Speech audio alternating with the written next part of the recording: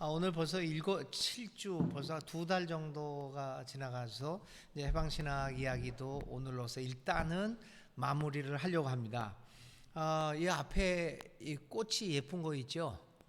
그래도 여기 참여하는 그 대면에 오는 분이 오늘 마지막 날이라고 또 이런 것까지 사갖고 왔네요.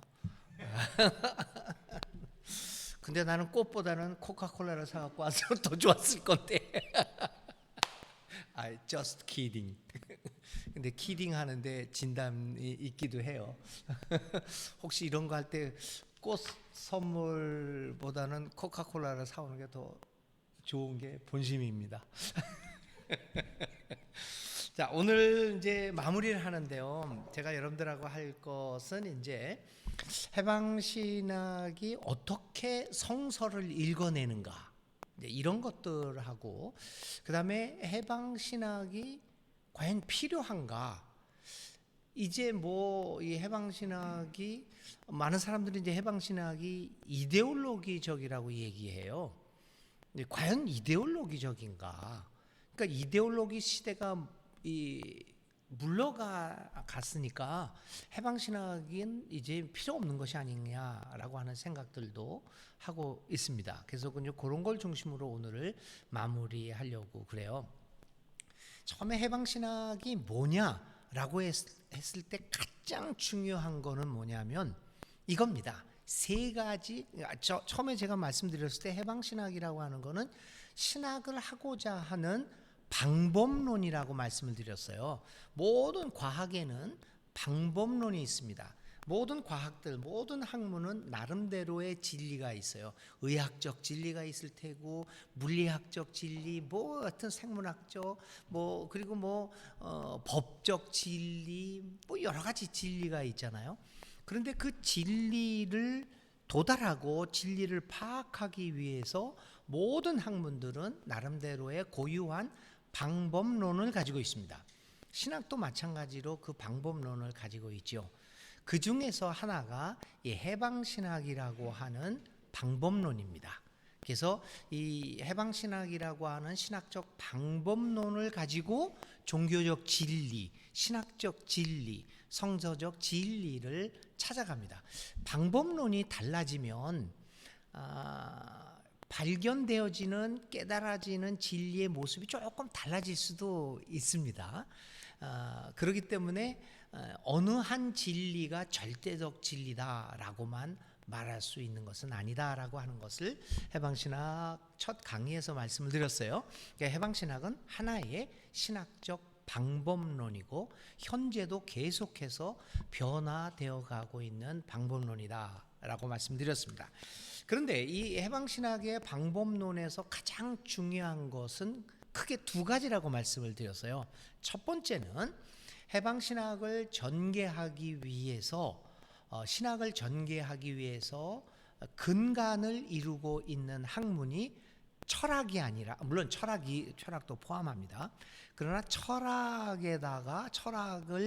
철학의 영향력을 벗어나서 사회학적으로 신학을 하기 시작한 것이 이제 해방신학이다라고 말씀드릴 수 있습니다. 그래서 신학계에서 최초로 사회학적 방법론을 신학의 방법론으로 받아들인 학문이 해방신학이다. 아주 획기적인 것이었습니다. 그래서 철학이 아니라 사회학으로 신학을 출발하다 보니까 그 방법론이 많이 변하게 됐는데 그 두 번째 중요한 방법론이 이겁니다. 세 가지 단계입니다. 보는 것, 보다, 성찰하다, 행동하다. 이게 본래 이제 스페인어로 이게 학문이 나왔기 때문에 스페인어로 한번 보시면요, ver라고 그래요. 보다. juzgar, 판단하다, 성찰하다. 그 다음에 마지막으로 actuar, 행동하다. see, 보고, reflection하고, 그 다음에 액션을 하는 이런 것들을 act한다. 이렇게 보고서 성찰하고 그리고 행동에 옮깁니다. 이게 철학하고 다른 거죠. 철학은 사유를 합니다. 뭐 어떠한 그 여러 가지 방법론을 가지고 사유를 하기 시작합니다. 예를 들면 하나님은 사랑이시다라고 하는 말이 있다면 하나님이 누구냐? 하나님이라고 하는 존재는 어떤 것이냐? 뭐 존재론적으로, 현상학적으로, 뭐 인식론적으로 여러 가지 방법론을 통해서 하나님에 대한 사유를 합니다. 그다음에 두 번째, 사랑이다. 하나님은 사랑이다고 했을 때 이 사랑이라는 단어를 가지고 또 철학적으로 사유를 하게 됩니다. 그래서 사유를 하고 하나님이 이런 존재다. 또 사랑은 이런 거다. 이렇게 사유를 됐으면 그 사유한 것을 가지고 세상을 봅니다. 아, 여기에 하나님이 계시구나. 아, 여기가 사랑이구나. 이렇게 이제 보게 되는 거, 이제 알게 되는 거죠. 근데 이 사회학적으로 이 신학을 하게 되면 하나님에 대해서 사유를 하지 않습니다. 먼저 사유를 하는 것이 아니죠. 봅니다. 뭘 보냐면 인간이 처해 있는 상황을 봅니다. 가난한 상황, 억압적인 상황, 불의한 상황, 차별적인 상황, 이 상황을 보게 됩니다. 그 상황 속에서 여러 가지 일어나는 일들을 발견하게 됩니다. 그러니까 어떤 그 고통받는 현실 속에서 누가 나를 도와줍니다. 그럼 도움을 받습니다. 그 상황을 경험하면서 하나님을 깨닫습니다. 성찰을 하는 거죠. 그게 다르죠. 하나님을 사유하고 하나님을 발견하느냐? 그렇지 않고 보면서 경험하면서 하나님을 발견하느냐? 이게 이제 문제. 사유가 아니라 현장을 경험하면서 발견되어지는 하나님. 뭐 이렇게 해서 이제 방법론이 이제 달라지게 되는 것이죠. 그래서 상황으로부터 상황을 잘 파악을 하고 거기서 경험되어지는 것을 통해서 하나님이 누구다라고 하는 것을 발견하게 되고 사유하게 되고 성찰하게 되고 그 성찰을 가지고 그렇다면 오늘과 오늘의 상황에서 나는 어떤 삶을 살아야 되느냐라고 하는 것을 결정하는 것이 그 해방신앙의 특징이에요. 지난 주일날 우리 문지영 우리 자매님이 정말 정치학적인 면에서 자기의 전문가 속에서 가이사의 것은 가이사의 것, 뭐 주님의 것은 주님의 것 돌리라 이 말을 정말 잘 해석을 해주셨어요. 많은 질문들을 우리에게 던져줬고 우리로 하여금 여러 가지 생각을 하게 만들었어요. 근데 이제 이 가이사 것, 그러면 뭐가 가이사 것이고 뭐가 하나님의 것이냐? 철학적으로 사유를 하게 되면 가이사가 뭐냐? 가이사의 존재가 뭐냐라고 하는 사유를 시작을 합니다. 그래서 뭐 하나님은 뭐냐라고 하는 것을 사유를 하면서 그럼 뭐가 하나님의 것이냐? 뭐가 하나님의 것이 가이사의 것이냐라고 하는 것을 결정하게 되죠. 그래서 행동을 하게 되죠. 근데 해방신은 그렇지 않습니다. 가이사가 누구고 하나님의 것이 누구라고 하는 것을 사유하는 것이 아니라 자기의 삶 속에서 가이사의 삶을 체험을 합니다. 가이사가 하고 있는 그 정책과 제도와 구조 속에서의 삶을 살아갑니다. 그 속에서 느껴지는 것이 있습니다. 뭘 느껴지냐면 뭐 여러 가지 상황에 따라서 달라지겠죠. 그래서 그 자기가 이 컨텍스트에서 상황 속에서 살아가면서 느껴졌던 경험했던 것을 가지고 뭐가 가이사의 것이냐 뭐가 하나님의 것이냐를 결정을 합니다. 이 이야기는 뭐냐면 우리는 철학적으로는 사유를 합니다. 예를 들면 돈이다. 보십시오. 돈이다. 그럼 우리는 사유를 하죠. 돈은 물질적이고 우리의 욕망을 이게 북돋는 것이고 그래서 돈은 나쁜 것이다. 이건 세속적인 것이다. 그러니 이거는 가이사의 것이다. 우리가 묵상하고 남들을 돕고 뭐 그러는 것은 이거 아주 신성한 거니까 이거는 하나님의 것이다. 그러니까 이 뭐 묵상하고 뭐 남을 돕고 성경 읽고 이런 것들은 하나님의 것이다. 이런 철학적 사유 속에서 한국 교인들의 삶이 결정이 됐던 거죠. 그래서 뭐 돈 벌고 그러는 것들은 다 세속적인 거니까 가이사의 것이다. 그러나 교회에 와서 기도하고 헌금하고 뭐 봉사하고 식당 봉사하고 이런 것들은 다 거룩한 일이다. 하나님의 것이다. 그래서 성과 속을 확연하게 구별했지 않습니까? 철학적 사유 속에서. 내 해방신학은 안 그렇습니다. 돈 버는 게 왜 세속적이냐? 아니라는 거죠.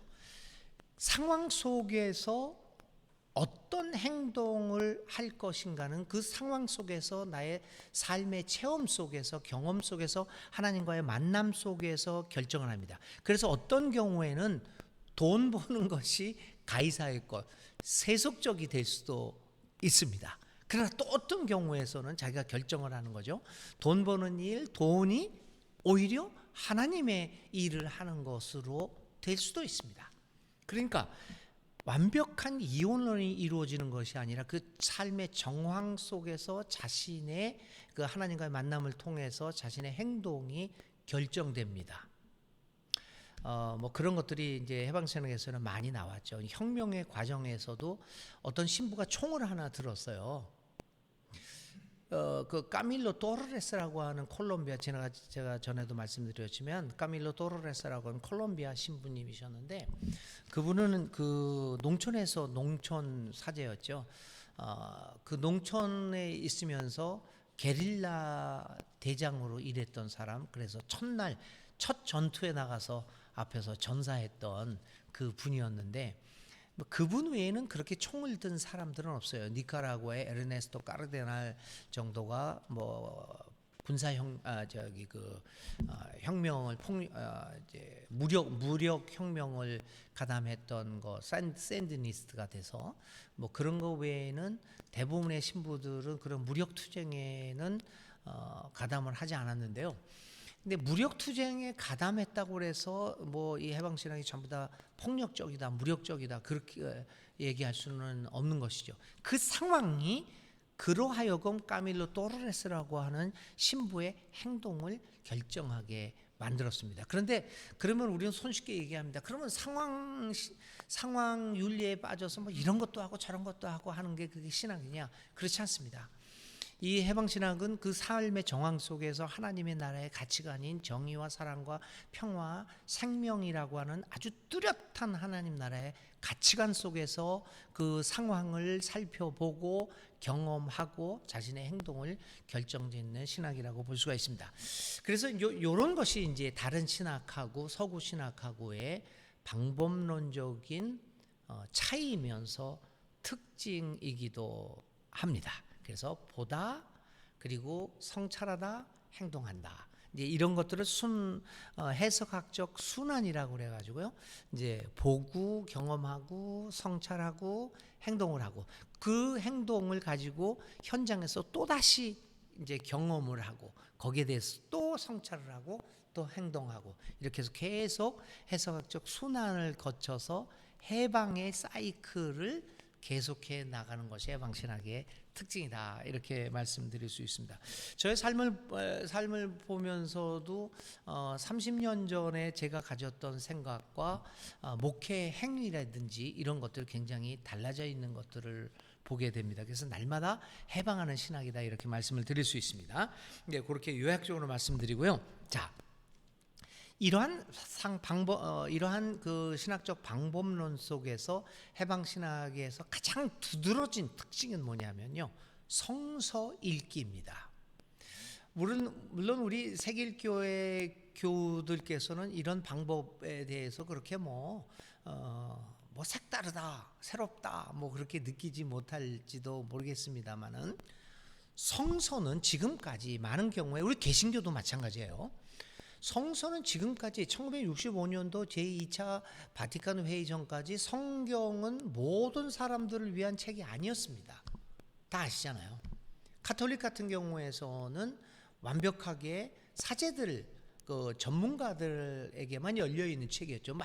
뭐 또 사실 그 65년도까지는 모든 미사가 라틴어로 되어 있었고, 그래서 일반 사람들은 아예 접근조차가 되지를 않았고, 심지어는 라틴 아메리카, 한국은 잘 모르겠지만요, 라틴 아메리카의 경우에는 가톨릭 교회에서는 65년도 이전에는 성도들이 성경을 갖고 다니는 것을 금지했습니다.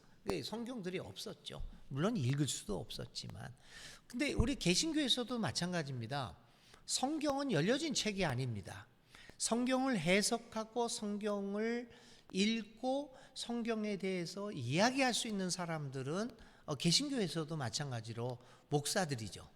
그래서 강단이 그러니까 예배 시 강단이 전문적인 소위 훈련을 받았다고 하는 목사들, 신학적인 훈련을 받고 사도적 전통, 그 좀 웃기는 얘기죠.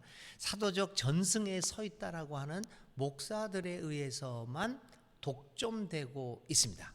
그래서 이 성서 읽기가, 성서가 개방된 책이 아니죠. 그것을 해방신학은, 그러니까 여러분들한테는 그게 뭐 대단한 거냐 얘기할 수 있겠지만, 이 가톨릭 컨텍스트에서는 굉장히 대단한 것이었죠. 성서를 사람들에게, 소위 평신도들에게 되돌려준 사건입니다.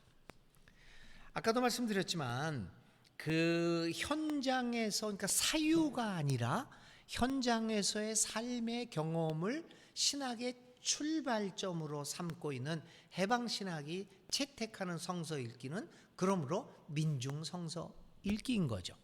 전문가의 영역을 벗어나서 전문가를 넘어서서 일반 교인들이 성서를 읽고 거기서 하나님을 계시를 발견하는 그러한 사건을 일으킨 것이 이제 해방신학이라고 볼 수가 있어요. 자, 이제 이 민중 성서 읽기가 시작됐던 동기가 하나 있어요. 브라질에서 있었던 일인데, 아주 시골 마을이에요.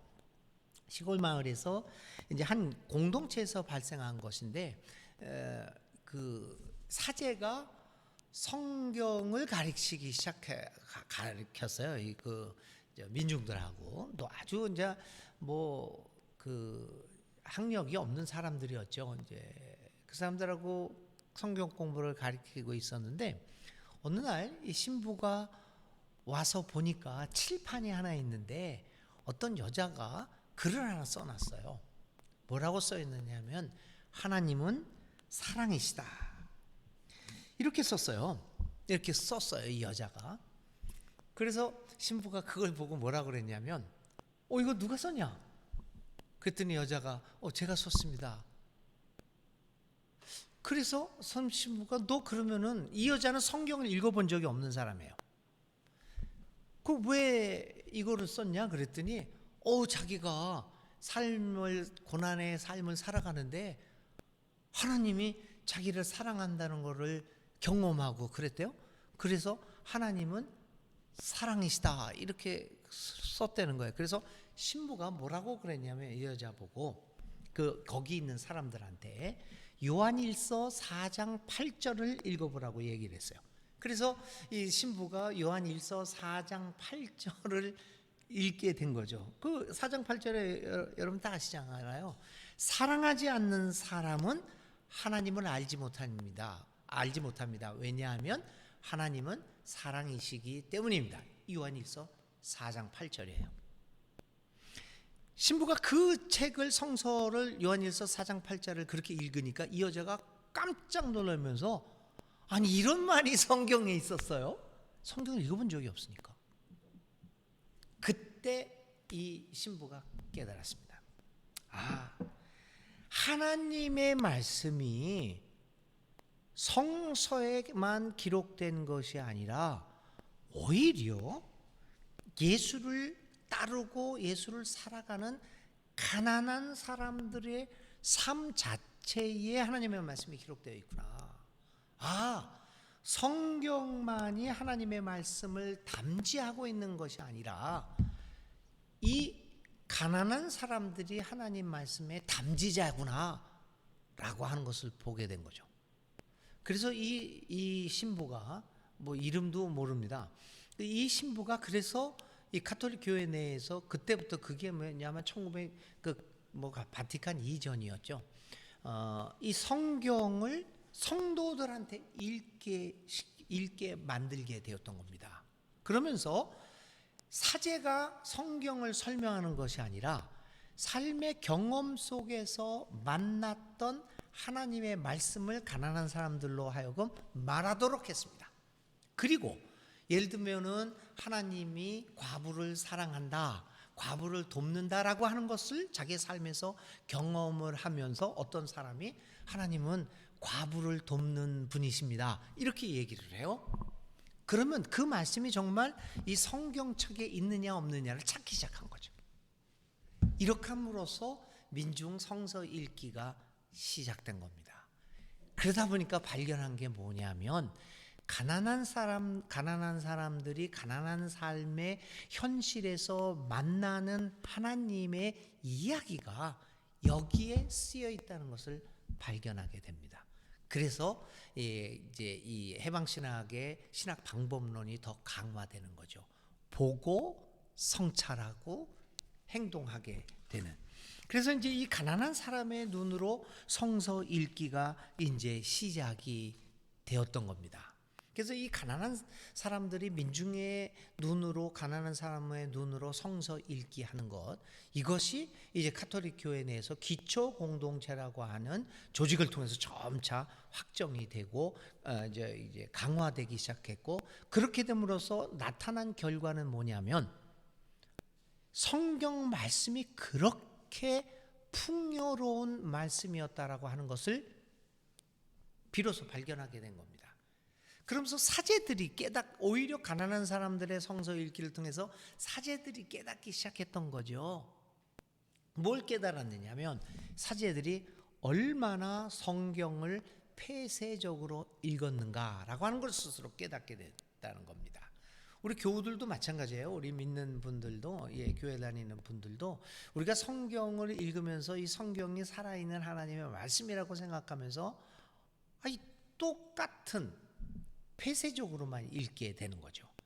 그 중에 하나가 이제 교리라고 하는 것에 사로잡혀 있기 때문에 이 교리라고 하는 것의 한도 속에서 성경을 읽다 보니까 성경이 점점 줄어들 풍요롭지 못하고 읽으면 읽을수록 그냥 자꾸만 그 말씀을 들으면 들을수록 답답해지는 거죠. 그래서 이제 여러분들 아시겠지만 교회를 오래 다닌 사람들은요, 예배당에 나와가지고 이제 딱 주보를 딱 봅니다. 설교 본문을 봅니다. 그리고 설교 제목을 봅니다. 그러면 오늘 할 설교가 뭔지를 이미 다 알아챕니다. 그래서 설교가 시작되면 그 두 눈을 감죠. 교회를 오래 다닌 교회 생활이 익숙한 사람의 특징이 뭔 줄 압니까? 저도 그 중에 하나인데요. 눈을 감고 자면서도 전혀 그런 모습을 안 보이는 거. 그리고 정확하게 설교가 끝날 때쯤 되면 눈이 떠집니다. 정확합니다. 이게 신앙에 아주 숙달된 사람들의 특징이에요. 그거 욕할 필요도 없어요. 왜 그러냐면 이미 알고 있는 거니까. 여러분 제일 재미없는 게 뭡니까? 축구 경기 이미 한 거, 재방송. 드라마는 그래도 재밌어요. 드라마는 재방송 봐도 재밌어요. 근데 축구 경기 이거는 진짜 재미없습니다. 왜냐면 축구 경기가 따분하거든요. 공 왔다 갔다 하고. 그래서 재경기 볼 때는 어떻게 합니까? 그거는 골 장면만 보죠. 반드시 그렇습니다. 그거 이해가 되죠. 왜냐하면 교리에 갇혀 있어서 이 풍요로운 말씀을 다양한 눈으로 보지를 못하니까 이렇게 될 수밖에 없게 되는 거죠. 근데 이 민중 성서 읽기는 그거를 교리를 뛰어넘게 되고 내 개인의 경험을 뛰어넘게 만들어서 교리를 뛰어넘는 살아있는 하나님의 말씀을 경험하게 되고 공동체의 증거를 발견하게 되니까 이 말씀들이 수원하게 되는 거죠. 솔란티나메라고 하는 섬이 있었어요. 군도인데요. 거기서 이제 뭐 어업도 하고 농업을 하는 니카라구아의 이제 마을입니다. 거기에 이제 그 혁명가로 있었던 나중에 문화성 장관도 했던 산디니스트 혁명 정부의 문화성 했던 에르네스토 까르데넬이라고 하는 그 신부가 있어요. 그 신부가 그 농촌에서 사람들하고 이제 성경을 읽기 시작했어요. 마태복음 25장을 읽게 된 거예요. 저도 그 솔렌티남의 그거를 읽고 근데 이 이야기를 미리 하면은 저기 세길교에서 설교할 때 그거 했던 얘기인데요. 얘기 나올 텐데 그래서 이게 참 곤란해. 그러니까 여러분들만 듣고 모른 척하고 계세요. 제가 그 설교하면 언젠가 약속하십니다. 이제 마태복음 25장을 읽은 거예요. 마태복음 25장에 여러분 비유가 3개가 나옵니다. 하나는 열처녀 비유.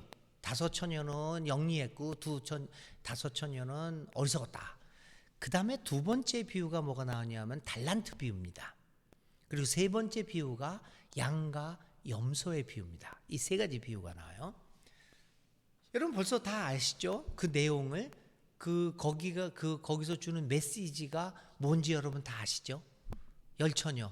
여러분 다 슬기로운 5처녀처럼 기름을 충분히 준비해서 신랑 올 때 잔치집으로 쏙 들어가고 싶고 못 들어가는 5처녀한테 메롱 하고 싶죠. 요걸 몰랐지 이러고 가고 싶죠. 다 그럴 거예요. 자, 5달란트, 2달란트, 1달란트 받은 거에서 우리는 교훈을 받습니다. 하나님이 나에게 주신 달란트를 가지고 열심히 해서 봉사하고 열매 맺겠다. 근데 여러분 제가 얘기하는 게 뭐냐면 열처녀 비유나 이 달란트 비유의 지금까지 해석이 잘못됐다고 얘기하는 게 아닙니다. 그 비유가 우리에게 준 교훈도 굉장히 많아요. 그래서 우리는 열심히 살았고 우리는 지혜롭게 살았고 그리고 늘 준비하는 삶을 살았어요. 좋은 영향도 많았습니다. 그런데 그것만이냐? 아니라는 거죠. 그걸 누가 깨뜨렸냐면 이 1977년도 이게 77년, 75년, 77년도에 읽었던 책이에요. 이게 했던 성서 공부예요. 지금부터 50년 전이죠. 그 에르네스토 까르데나 신부가 이 농촌 사람들하고 읽는데 열처녀 비유를 읽게 됐어요. 그 중에 한 농부가 자기는 이 열처녀에서 그 5처녀를 이해할 수가 없대요. 나쁜 여자들이래요. 왜냐하면 이 사람은 늘 기름을 준비할 수 없는 여자에 속해 있는 사람이에요. 그러면서 하는 얘기가 뭐냐고 얘기했냐면 이 5사람이 5여자가 몰라서 기름을 준비 못했겠냐. 돈이 없는데 어떻게 준비하냐. 여러분 그 생각해 보셨어요? 돈이 없는데. 그리고 또 2번째 얘기하는 게 뭐냐면 돈이 없었을 뿐만 아니라 우리는 아무런 정보가 없었다. 우리는 여러 가지 사정에서 배움이 없어가지고 뭐 글자도 못 읽고 뭐 배움이 없으니 우리가 판단을 하고 어떻게 생각을 할 수가 없었다. 저 여자들은 어떻게 됐는지 돈도 있었고 우리보다 배운 게 많아가지고 좀 더 많이 알고 정보도 많이 해서 다 저렇게 준비할 수 있었지만 우리는 그러지 못했다. 그렇다고 해서 우리를 이렇게 버려두고 저 능력 많은 사람들이 우리를 이렇게 버려두고 가는 것, 그게 천국이라면 그건 천국이 아니라 지옥 아니겠는가 이렇게 얘기를 한 거예요. 상상이나 갑니까 이게? 나는 그 성경을 읽을 때마다 저 같은 경우에도 느꼈던 게 뭐냐면 어쩌다 보니까 저는 뭐 운이 좋았는지 뭐 하여튼지 간에 공부를 하게 됐어요. 그 공부를 하니까 여러 가지 정보도 많아요. 많다 보니까 또 사귀는 사람들도 다 뭐 고만고만한 저하고 비슷한 능력 있는 사람들을 많이 알아가지고 뭐 이렇게 살게 됐어요. 그러니까 저는 생각해 보니까 이 5 슬기롭다고 하는 5여자가 뭐 그렇게 뭐 당연한 것이다 라는 생각을 우리는 나도 모르게 하게 된 거죠. 근데 이 농촌 여자가 그거를 얘기하는 거예요. 이 비유가 얘기하는 거는 준비하라를 뛰어넘어서 준비하지 못한 여자까지 하고 나누어서 함께 손을 잡고 잔치집을 가라고 하는 것이 아닐까요? 저는 완전 충격을 먹은 거죠. 야, 그러고 나서 이걸 읽어보니까 의미가 있어요. 그리고 그거를 읽고 나서 마태복음의 세 번째 비유인, 저는 진짜 사실은 마태복음 25장을 읽으면서 여러 가지 불만이 많았죠. 왜 그러냐면 그 마지막 비유인 양과 염소의 비유에서 뭐라고 예수님이 얘기하냐면 작은 자한테, 없는 자, 능력 없는 자, 가난한 자, 뭐 이런 사람들한테 행한 것이 나에게 행한 것이다. 그러니 너는 천국에 들어가서 나하고 같이 즐기자. 이렇게 된 거 아니에요. 그런데 가만 보니까 열처녀 비유에서도 작은 자들한테는 전혀 관심이 없어요. 그저 자기만 살겠다고 들어가요. 그래서 저는 사실은 해석학적인 면에서 조금 좀 왜 25장에 이 양과 염소의 비유가 있었을까라고 하는 좀 그런 의문도 가지고 있었죠. 그런데 이 민중성서 읽기를 통해서 그런 것들을 보게 되는 거죠. 그 다음에 이제 달란트 비유로 들어간 거예요. 달란트 비유로 들어갔는데 여러분 달란트 비유도 마찬가지 아니에요? 열심히 돈 벌어가지고 그 달란트 준 거 사용하라고. 다 그렇게 알고 있었어요. 근데 거기서 한 사람이, 농부가 자기는 이 비유를 또 이해를 못하겠대. 그래서 신부가 뭘 이해 못하겠냐 그랬더니 그 돈을 주고 떠나간 주인이 있잖아요. 그 주인이 하나님일 수 없대요.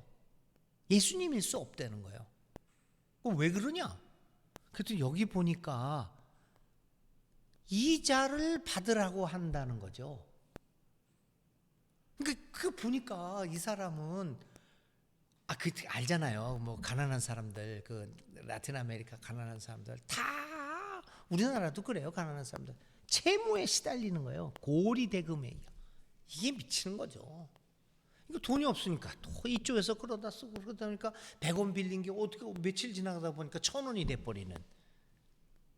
그러니까 이 사람은 어떻게 하나님이, 예수가 그 돈을 이자놀이를 할 수 있겠냐. 마지막 한 사람한테 그거 너 이자놀이라도 했어야 될 거 아니냐 이렇게 책망을 하지 않습니까? 이 주인이 이해를 못하겠대. 그러면서 하는 얘기가 이거는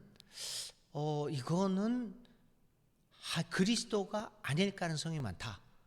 자기는 이 로마 제국의 이야기일 것이다. 이렇게 얘기를 하는 거예요. 그러면서 이 사람은 그 한 달란트 가진 사람이 자기와 같다. 그러면서 이 이자로 살아가고 그렇게 돈을 이렇게 배로 불려서 먹는 기업가 위주의 이 사회, 그러니까 로마 제국 경제 그 차별적인 그 경제 체제하에 있는 그 체제를 거부한 이 한 달란트 가진 사람이 올바르다.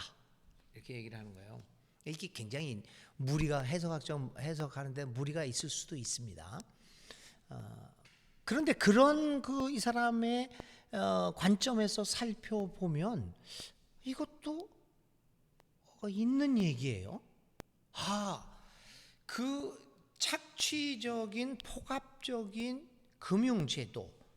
여러분들 알다시피 당시에 팔레스타인에서 예수님 시대에 90% 가까이가 빈민들 아니었습니까?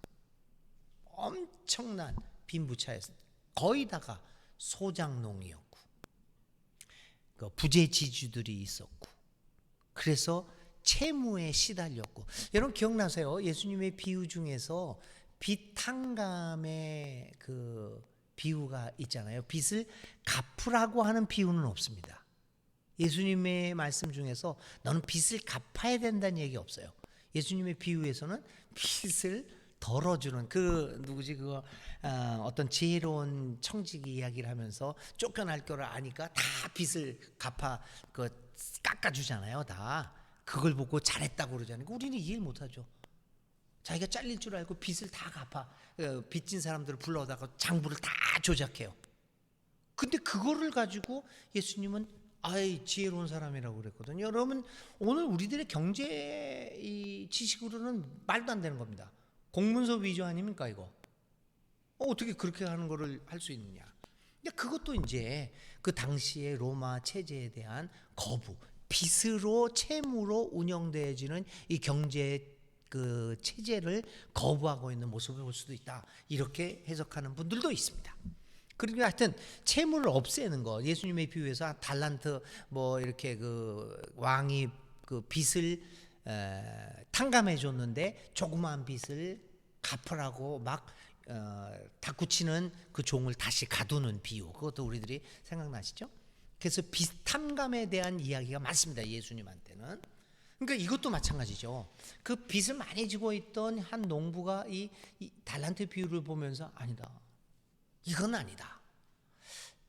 그래가지고 이제 1995년도에 미국의 그 헤르조그라고 하는 사람이 쓴 책 중에서 한국말로 번역이 안 된 것 같아요. 저기 한국말로 이제 번역을 하면 거꾸로 읽는 예수의 비유라고 하는 책을 썼어요. 그 책에 이 달란트 비유를 제가 지금 얘기한 것처럼 그렇게 해서 해석한 분이 헤르조그라고 하는 분이 하나 있어요. 근데 사실 그 사람이 해석한 게 아니라 그 사람보다 20년 전 뒤에 니카라구아의 한 무식한 공부를 안 한 농부가 했던 해석을 오늘날의 상황으로 끌고 와서 이 학자가 해서 책을 써서 돈을 벌었어요. 그 농부는 돈 하나도 못 벌었겠지만 지금 같았으면 다 로열티 받아야 되는데 그거.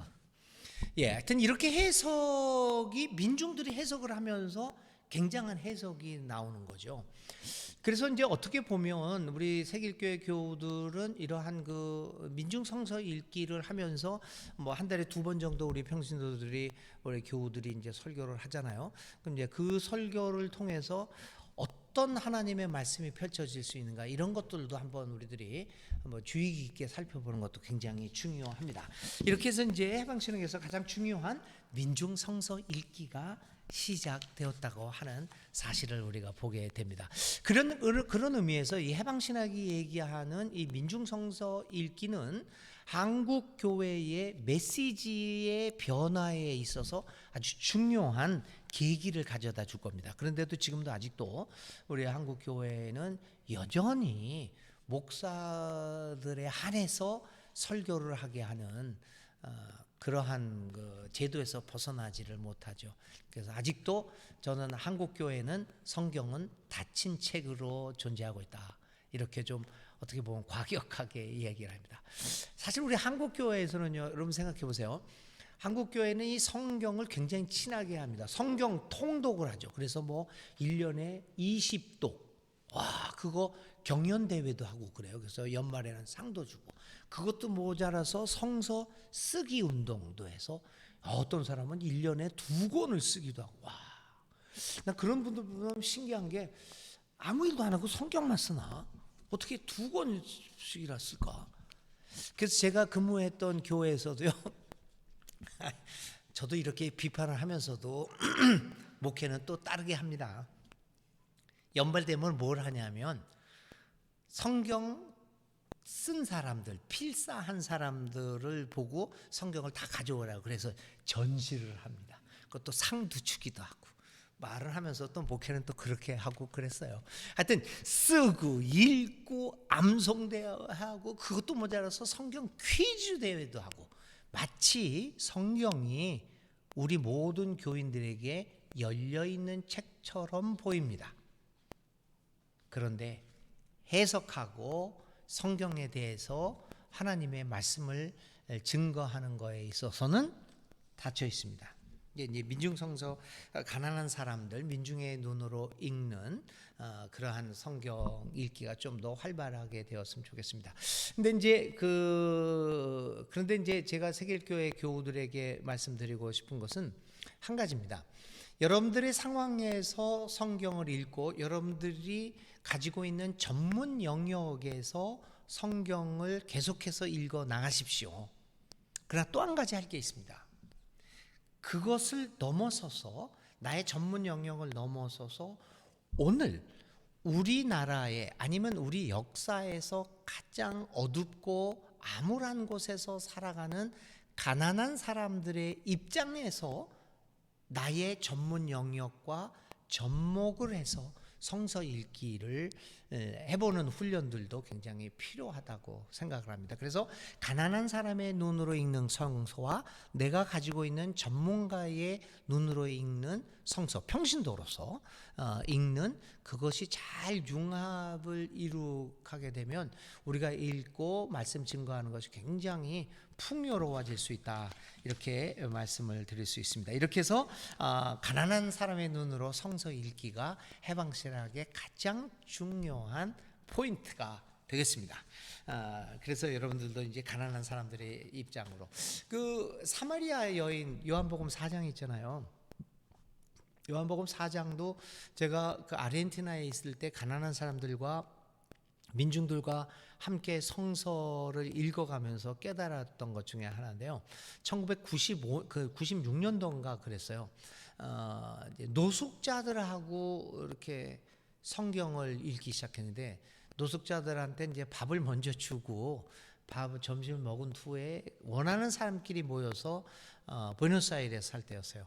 이제 성경을 읽기 하게 원하는 사람만 모여서 이제 성서를 읽었는데, 그러니까 성서 읽기 할 때 그 소위 목사나 사제가 아무것도 얘기를 안 합니다. 그냥 사람들이 얘기하도록 합니다. 설명을 안 해요. 근데 그러니까 요한복음 4장 우물가의 사마리아 여인을 이제 읽는 날이었습니다. 근데 그 여자가 남편이 6번째 남편 아닙니까? 하여튼 뭐 그렇게 해서 쭉쭉 이제 읽어 나갔어요. 그런데 거기서 노숙하고 우리한테 밥을 얻어먹었던 한 여인이 그 책을 읽더니 뭐라고 그런 줄 알아요? 여자도 성경을 안 읽어본 사람이니까 뭐라고 하냐? 왜 내 얘기가 여기에 나와 있네요? 아이고, 왜 저기 얘기가 나와 있네요? 저기 얘기래요, 이게. 자기도 남편이 6-7이 됐대나. 야, 그래서 자기 삶을 얘기하는 거예요. 그러면서 이 여인이 참 불쌍한 여인이라는 거죠. 근데 우리는 그때까지 뭐라고 그랬냐면, 이 여인은 능력 많은 여인, 음란한 여인이에요. 남자를 그렇게 6번이나 갈아치기 했으니 얼마나 그런 음란한 여인이라고. 그 음란한 여인이 예수님을 만나서 구원받은 거 아니에요, 그 이야기가. 보수교회에서 얼마나 그렇게 떠들었는지. 근데 그 여자가 그러니까 이게 음란한 여인이 아니라 자기 얘기라는 거야. 그럼 내가 왜 6번 이 남자들이 이렇게 자기를 거쳐 나갔느냐? 자기는 6번 이상 남자들한테 버림을 받았다는 거죠. 그렇지만 버림받고 이렇게 길거리에서 살아가지만, 그러나 그 아이들을 키우기 위해서 자기가 안 해본 일 없이 살아갔다는 그 삶의 투쟁 이야기를 쭉 하는 거예요. 그때 우리들이 깨달았어요. 사마리아 여인이 어떤 여인이었다는 것을 그때 깨닫게 됐죠. 그래서 그때는 저는 아직 박사학위 이제 막 맞춰가고 있는 사람이었는데요. 그러니까 상당히 공부도 많이 했는데, 이 공부 많이 한 사람들의 생각을 일시에 깨트린 사건이 1996년 부에노스아이레스의 길거리에서 제가 경험했던 얘기입니다. 그 여자는 신학이라는 신자도 모르는 여자였고, 우리는 박사를 끝나가는 그런 과정에 있었고, 그런데 아무것도 공부한 것이 없는 여인이 그 성서를 읽으면서 우리가 가졌던 모든 신학적 지식을 한 번에 무너뜨리는 그런 경험을 한 적이 있습니다. 그래서 제가 엘까민한테도 그 이야기를 썼던 적이 있는데요. 민중 성서 읽기는 그만큼 민중을 깨우치게, 민중으로 하여금 하나님의 말씀을 드러내게 만들 뿐만 아니라 또 배운 사람들, 소위 전문가, 성서의 전문가라고 하는 사람들을 깨우침으로써 이 성서의 영역을 살아있는 하나님의 말씀으로 넓히는 아주 중요한 이 신학 방법론입니다. 그래서 우리 세길교회가 계속해서 이런 방향으로 좀 이 민중성서 읽기 말씀 증거에 관한 것들도 한번 깊숙이 생각해 볼 필요가 있고 발전시킬 필요가 있을 것 같습니다. 자, 이제 마지막으로 한 가지만 더 말씀드리고 이제 마치겠습니다. 오늘의 시대에서 해방신학은 계속 유효하고 정당한가라고 하는 겁니다. 아까도 늘 말씀드리지만 해방신학은 상황에서 태어납니다. 사유에서 태어난 것이 아닙니다. 뭐 철학적 사유를 하고 깊은 뭐 성찰을 하고 학문적인 성찰을 하고 태어난 것이 아니라 상황, 그것도 억압 상황에서 태어났습니다. 제가 말씀드렸잖아요. 돔헬더 까마라가 어느 날 신방을 갔다가 돌아오는데 한 젊은 여인이 아이를 젖먹이고 있는데 그 엄마의 젖에서 젖이 나온 것이 아니라 피가 나오고 있는 장면, 그 상황, 그 억압적인 상황에서 그가 하나님이 누구인가, 하나님이 뭐 하시는 분인가 라고 하는 것을 깨달으면서 해방신학이 태어납니다. 구스타보 구티에레스는 해방신학의 아버지라고 하는 구티에레스 신부는 페루 리마의 가장 가난한 이 판자촌, 소위 판자촌에서 목회하던 분이셨습니다. 그 억압의 상황에서 하나님이 도대체 뭘 하고 있느냐라고 하는 질문을 가지고 생각한 것이 이 해방 신학이었죠. 그러니까 억압의 상황에서 태어났습니다. 그 말은 뭐냐면 해방 신학은 억압의 상황이 현존하는 한 유효하고 정당하다는 것을 말씀드리는 겁니다. 그러면 우리가 판단할 것은 오늘 우리의 상황이 억압이 사라졌느냐라고 하는 거죠. 차별이 사라지고 가난이 사라지고 억압이 없는 사회가 되었느냐라고 하는 것들을 우리는 먼저 생각해 보지 않을 수 없습니다. 이제 우리나라 같은 경우에 자꾸만 뭐 해방 신학이나 민중 신학이 큰 의미가 없다. 이미 뭐 다 발달하고 해방되었는데 뭘 뭐 해방을 얘기하느냐. 지금 민중이 어디 있느냐. 뭐 그러니 민중 신학을 뭘 얘기할 게 뭐가 있느냐. 이렇게 이야기를 하지만 사실 곰곰이 살펴보면 그렇지 않다는 것을 우리는 금방 느끼게 됩니다. 오늘은 여러 가지 사회학자들이 정치학자들도 얘기하고 그러지만은 오늘은 이 개념들이라는 거, 개념이라고 하는 것이 그 굉장히 유연화됐고 평범화 현상을 누리게 평범화 현상이 우리가 거쳐가고 있지 않습니까? 그러니까 한 단어를 유연하게 표현하는 거죠. 예를 들면 억압이다, 뭐 이런 단어를 억압적 상황, 뭐 차별적, 뭐 빈부 차이 이런 억압이다, 참혹하다, 노예화되었다라고 하는 것들 그런 상황을 오늘은 우리 말로 어떻게 표현했냐면 소외 현상이라는 말로 표현하기도 합니다. 여러분 억압받고 있다라고 하는 말과 소외되고 있다라는 말은 어감의 차이가 있습니다. 굉장히 평범화되고 물론 이제 뭐 막스 거기서 이제 소외하고 그런 말하고는 좀 다른 얘기죠. 오늘 사회에서 통용되는 이 소외라는 말은 억압이나 차별적인 아주 끔찍한 참혹한 상황을 유연화시키고자 하는 자본주의 사회의 또 다른 어떤 그 속임수라고 그럴까, 변장술. 그 박노자 교수 여기 그 노르웨이 사람인가 그 사람이요. 박노자 교수가 얘기했던 거죠. 자본주의는 변장술에 능하다. 이렇게 날마다 이렇게. 예를 들면요, 그 언어의 유연화 같은 현상들, 그 구찌라든지 샤넬이라든지 뭐 그런 거 비싼 거 있잖아요. 저는 뭐 샤넬하고 구찌밖에 모르네요. 더 많은 것도 많겠죠. 그걸 가지고 우리나라 말로 뭐라고 그러죠? 명품.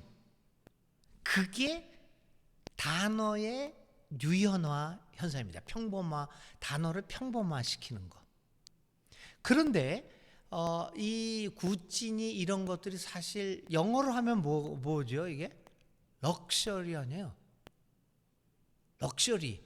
그거 한국말로 직역을 하면 뭡니까? 사치입니다. 사치품입니다. 명품이 아니라 사치품입니다. 사실은 그 단어가. 그런데 사치품이라고 하면 괜히 내가 돈 있어서 사더라도 괜히 좀 괜히 껄끄러운 거죠. 근데 명품이면 누구나 살 수 있다는 명품을 가지니까. 그 명품을 가지면 나도 명품 인간이 된다고 생각을 하게 되니.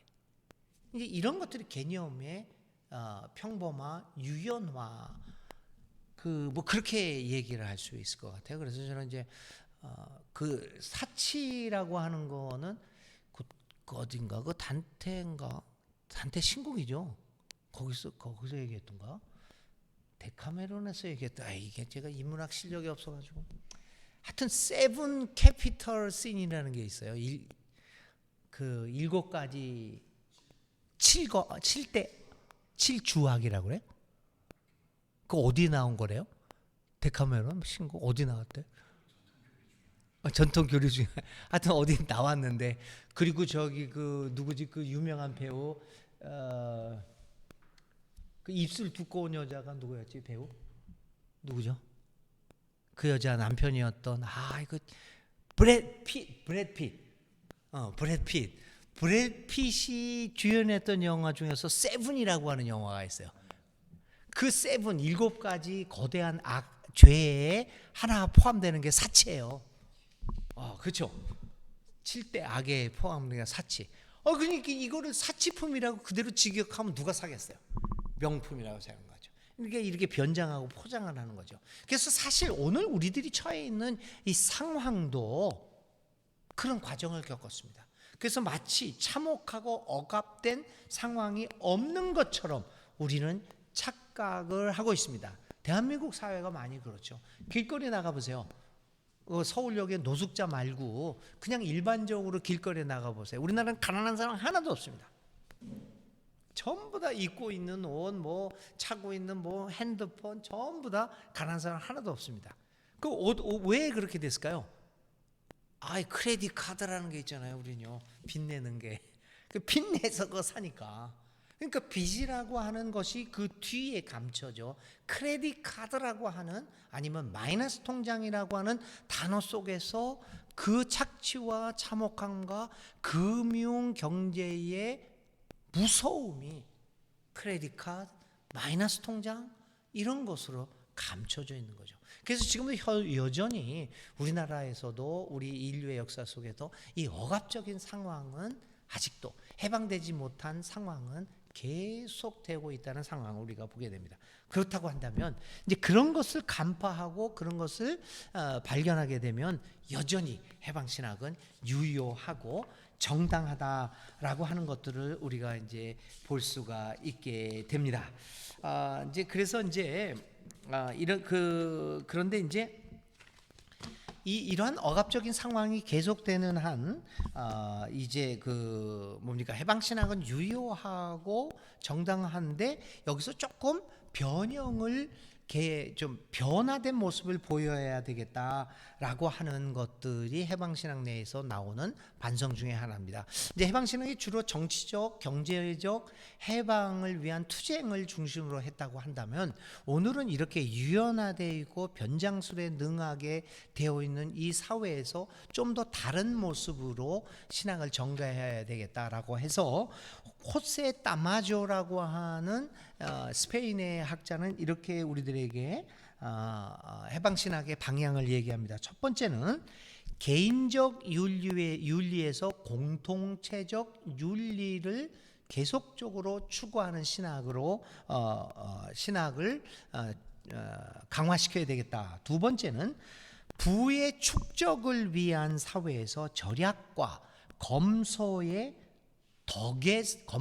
덕을 존중하는 사회로 신학을 발전하며 신앙인들에게 말을 해야 되겠다라고 얘기하는 것. 세 번째는 단순한 인권 존중의 설파에서 특별히 억압받는 자, 가난한 자의 인권 보장과 보호로 좀 더 강화시켜 나갈 이유가 있다라고 얘기를 합니다.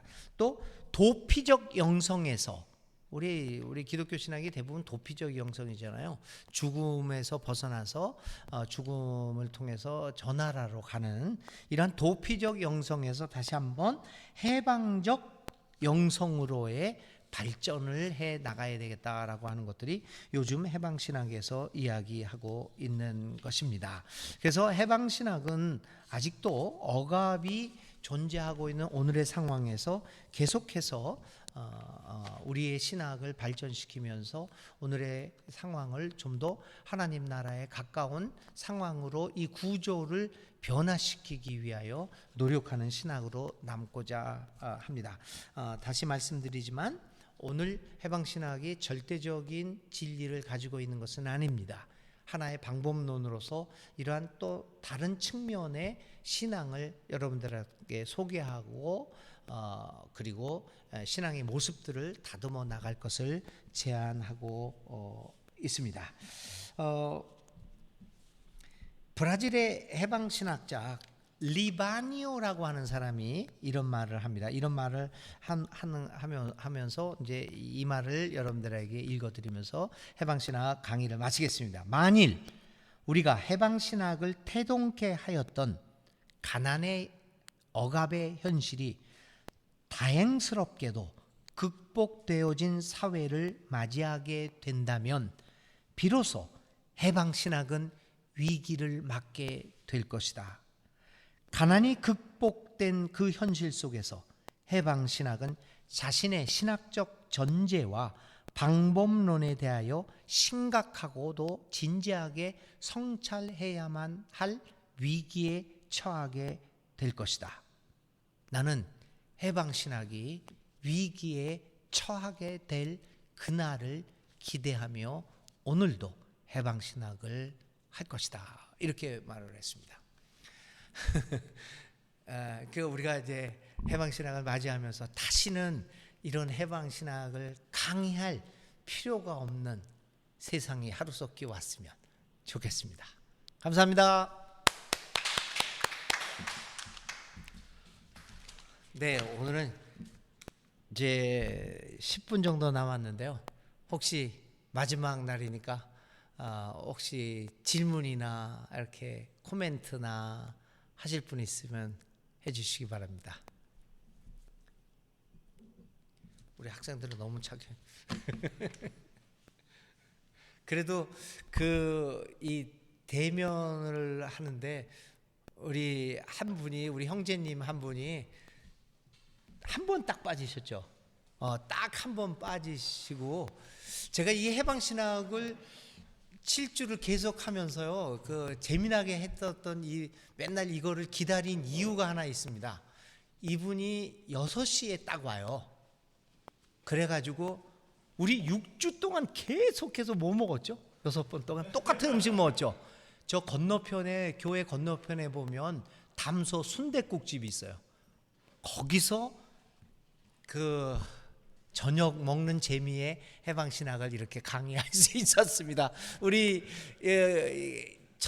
첫날부터 끝날까지 저녁을 순댓국과 불고기를 사줌으로써 해방신학 강의를 마치게 해주신 우리 선신 형제님께 감사의 박수를 드리겠습니다. 얼굴을 비춰줘야 돼. 딱 한번 여기. 그래서 지지난주인가 연락이 없으신 거예요, 형제님이. 그래서 오늘은 밥을 안 사주시나 그랬더니 거의 6시 가까이 됐는데 띵 하고 오면서 다 왔으니까 순댓국집에서 만납시다 그래가지고 우리 대현 씨하고 우리 환성을 질렀다고 와 그랬다고요. 다음 강의는 자, 질문할 거 있으면 하시고 없으시면 끝내죠. 끝냅시다. 자, 그러면은 오늘로써 우리 서로 해방되겠습니다. 자, 해방된 기쁨을 우리 박현우 형제님 음소거 했는데 아니야. 근데 우리 박현우 형제님한테 7주 동안의 강의 내용을 요약적으로 말씀해 주십시오. 그거에 천재잖아. 천재적 재능이 있잖아. 어우 설교할 때 뭐 어우 정확하게 이거. 근데 7주 동안에 7번 강의를 다 요약적으로 1분 만에 요약해. 요약의 천재요. 이거 대단합니다. 뭐 원장님 강의 들으면서 사실 해방신학이 어떻게 보면 남미의 이렇게 운동 혹은 빈민 이쪽에서 태어난 신학이라서 처음 들을 때는 좀 뭔가 이제 혁명 투사들이 해야 될 것 같은 그런 느낌으로 이제 사실은 들었는데 점점 들으면서 점점 이 해방신학이 오히려 더 현대적이고 오늘날 우리가 경험하는 삶의 현장의 느낌, 경험, 그다음에 또 나의 언어 그거 자체가 아까 전문적인 사람을 넘어서서 이제 계층과 상관없이 모든 사람들의 것들을 받아들이면서도 끊임없이 이제 약자들에 대한 재해석을 끊임없이 해나가는 일련의 이야기 속에서 이게 현대적으로 해석하면서 또 한편으로 텍스트를 다시 한번 해체해가지고 이렇게 하는 일련의 아주 앞서가는 뭐랄까 신학이고 또 한편으로 세계의 평신도들이 끊임없이 자기 삶 속의 언어로 재해석하고 간증하고 뭐 이번 주 말씀하신 뭐랄까 문재영 자매님도 똑같은 그런 느낌을 받으면 설교를 들었는데 저는 여전히 그런 것들을 해방신학이 저희랑 딱 그런 의미에서 잘 맞는 그리고 또 세계의 언어를 잘 담고 있는 신학이라는 생각이 들었고 특별히 전면적으로 이렇게 그 교리적인 성서 해석 방식을 벗어나서 내가 있는 상황 속에서 구조적으로 바라보는 일련의 태도들이 세계이 지향해야 될 방향들 또 우리가 지금 이 시대에 공감할 수 있는 해석 방향을 제시한다는 차원에서 저는 되게 인상적으로 들었고 이 시간 들을 때마다 무엇보다 되게 즐거웠습니다. 이제 그래서 그 말씀을 들으면서 제가 해방신학에서 유명한 말이 하나 있어요. 그래서 이단이라는 소리도 들었습니다. 뭐가 있냐면 상황이 나의 행동을 결정할 것이다. 근데 우리는 뭐냐면 성경이 나의 행동을 결정할 것이다 그러잖아요. 상황이 나의 행동을 결정할 것이다. 그래서 굉장히 그것 때문에 이단 소리도 많이 들었죠. 근데 그 말은 뭐냐면 그 상황 속에서 성경을 해석한 것이 나의 행동을 결정할 것이다. 이런 이야기였죠. 감사합니다. 안녕히 주무시오. 좋은 휴식 가지세요. 네, 나갑시다. 우리가 나가야 돼. 자, 주일날 일요일날 봬요.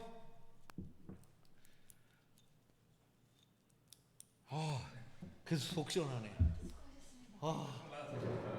네, 고맙습니다.